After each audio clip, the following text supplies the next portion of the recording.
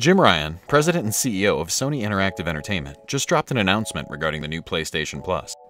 Starting in June, Sony will be merging PlayStation Plus and PlayStation Now into a single subscription service with 3 different payment tiers.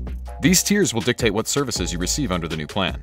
PlayStation Plus Essential is basically the same as the current PlayStation Plus. For people who don't care about cloud gaming or access to the library, this is still the optimal choice.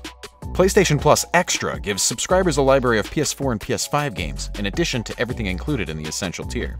PlayStation Plus Premium offers a much larger library of games, including titles from the original PlayStation, PS2, PS3, and the PSP.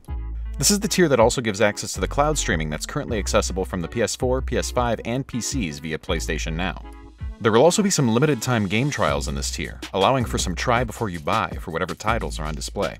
Of note is that PS3 games are not available for download. To play them, you'll have to stream them over the cloud. I guess Sony still can't get them to reliably run on the PS4 or PS5 via emulation. For current subscribers of these services, Sony is grandfathering in any of these subs into the new version of PlayStation Plus. In the end, the pricing isn't changing versus what's already offered. But what's it all mean? Here's my takeaways. It feels like Sony might be acknowledging the demand for older and retro games, which have been harder and harder to come by over the years, but that's mostly conjecture until we see an actual game list. If nothing else, the larger game collection feels better than the drip feed of SNES and N64 games that Nintendo offers with their Switch service. Conversely, it doesn't appear to have any intention of dropping day one releases like Xbox Game Pass can, so we'll have to see how it stacks up against Microsoft later on when more information's available. Until we see what games are being added to the library, the only really new feature is the middle tier, which offers a lighter option than the current Plus Now setup for people not interested in older games or streaming, and just want to have access to a library of PS4 and PS5 titles.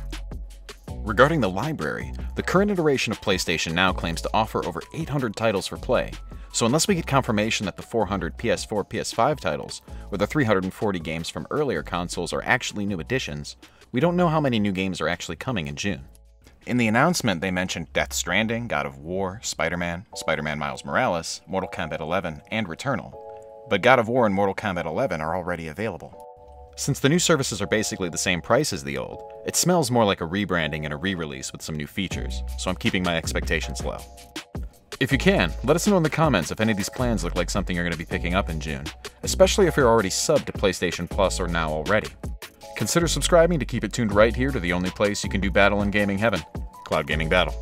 Little quick out.